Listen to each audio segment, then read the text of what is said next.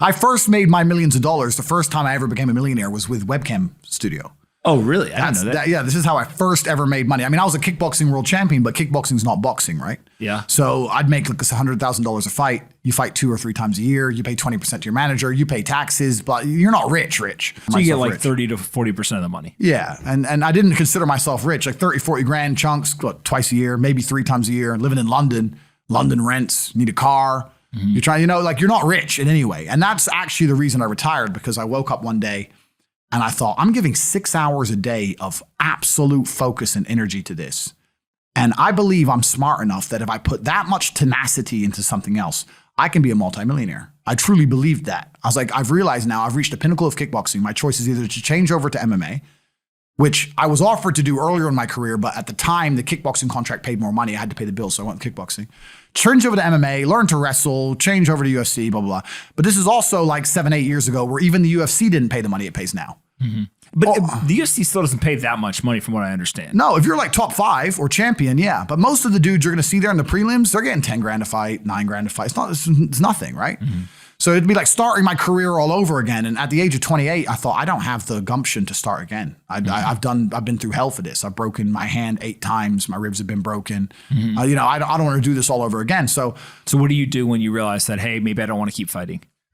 I decided to get rich. What does that mean to you? When you're sitting there, you're getting, $30,000, $40,000 kind of net on a per fight basis.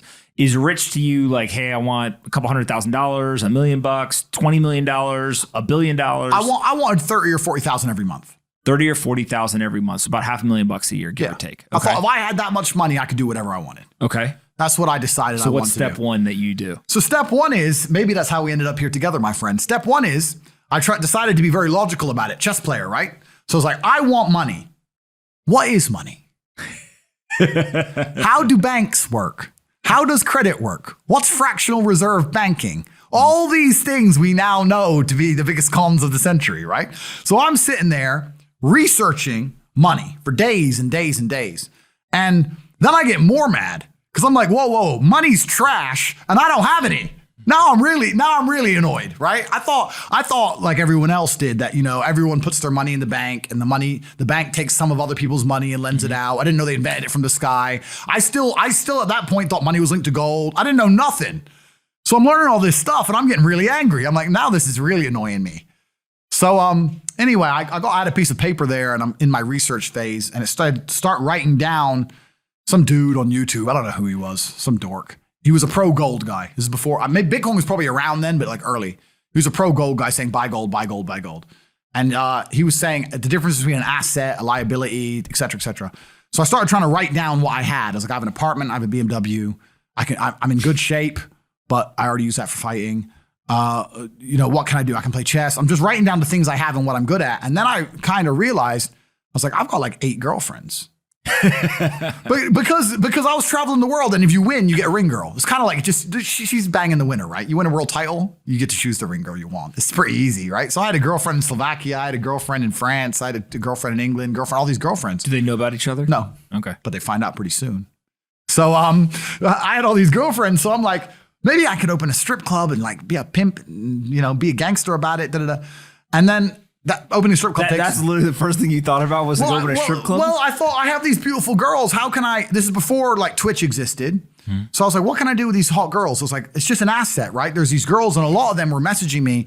They thought I was this millionaire world champion. They all wanted to come London, live with me and thought I was a big boy millionaire and all this stuff.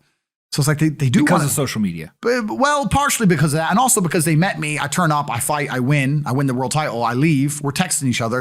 They assume I'm this big boy, right? So I'm kind of like, what am I going to do? What am I going to do? I thought, man, I investigated strip clubs, way too much money.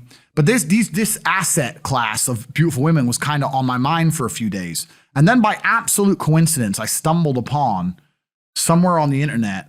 I was on one of those websites where you used to download like free games and bullshit from. And in the corner somewhere it said, hot girls want to talk to you now or something. I said, hot girls. So I clicked on that, not because I was interested, but because I thought I have hot girls. And it was one of those webcam websites. And I was like, so these girls sit here and talk to dudes for money.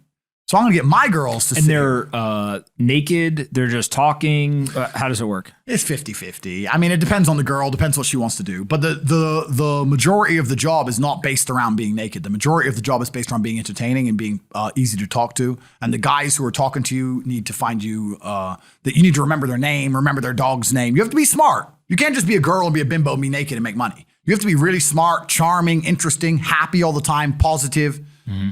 And I thought, I'm going to try this. So I messaged all 5 of my girlfriends, told them I had a job for them, explained to them what I was going to do. I was going to launch this company. 4 of them agreed. All 4 flew in, sat around the same table. They were all like, who's she, who's she, who's she? I'm like, well, you're all my girlfriends. 2 more left. And then 2 stayed. And that was the beginning of my little attempt at a webcam empire. And I put the girls there. And my role in it all was I did all the tech side of stuff, which is the first thing, of course. And then also, and I get called a pimp a lot. But the reason I use the term is because I don't see it as a negative term. I see it as positively inspirational and motivating person. I'd motivate the girls. I'd make sure they did their job properly. If they had a bad day online, I'd come up with a good excuse for them. Oh, it's been a football game. It's been really busy. Don't worry. You're so beautiful. Don't be upset. You did better than her. You did the best today. I keep everything organized, put the schedules together, all that kind of stuff. And is it hard? It's hard because women have to want to work for you. Okay. Women have to want to obey you. That's what's hard. And you don't do that. This is one of the biggest misconceptions. I really want to clear this up. People in the movies and stuff, pimps are like aggressive, mean men. Complete opposite. Pimps are more like James Bond. James Bond's a pimp. He sleeps with a girl to get information. He doesn't care about her. He is absolutely and utterly a pimp. He doesn't hit her. He makes her love him. She does what he wants. He uses sex as a weapon to reward her, and then he disappears. That James Bond is absolutely and utterly a pimp. So I say pimp because everyone calls me a pimp online, tries to go, haha, you're a pimp, like I'm gonna get offended. It's like, no, beautiful women wanted to work for me, and they wanted to work for me because I displayed supreme competence. And they knew if they worked for me, they'd make a lot of money. So whenever I was out, I'd meet a waitress and say, well, you're working 10 hours a day for pennies. You can work 10 hours a day for me, make 10 grand a month, 20 grand a month. And over time, I just built up this big little empire of webcam girls. At one point, I had 4 locations, 75 girls working for me. And we say locations, like, explain what goes into a location. I just rent houses. All right. So you rent a house, and in the house, you just literally, hey, go live here. There's like technology set up. Yeah. And then you can basically just sit in front of the computer and literally be on the other end of one of these webcams. Yeah. And guys are paying by the minute, by the hour, whatever, to talk to you. Yeah. It's their choice whether they are doing it fully clothed, just talking, getting naked, whatever, and then you're taking some cut of it. Yeah, basically. So I had girls who would live in the house, and that was pretty impressive. I just broke down the webcam business. Bang, you done it, man. You nailed it. No background information. Yeah, you nailed it. You nailed it. You nailed it. So the girls who lived in the house would have set amount of hours they want to do, and then we'd have rooms that they could book in and do X amount of hours. A girl could come and do 1 a week or whatever. We'd have rooms they could share. And then, very much exactly like you said. They'd go online, they'd do their hours, they'd have their regular customers, they'd get their money. And then I'd take around half of the money, around 50%. You take 50%. Around 50%. Okay. Is that high or low compared to the rest of the industry? I'll tell you why it's very low. It's low because every time a girl would quit and try and do it by herself, she'd make a fraction of the money overall because she hasn't got the instruction. She hasn't got the motivation. She's just lazy with it, right? And women have a very different mentality to money than men. If you show a woman how to make $1,000 in an hour, she'll think, I only have to work an hour a week. Whereas if you show a man how to make $1,000 in an hour, he thinks, I can make $18,000 a day. That's the difference between us. So if I had a girl working for me making $20,000, she got 10, I got 10. If she quit, she'd make 3 for herself, if that.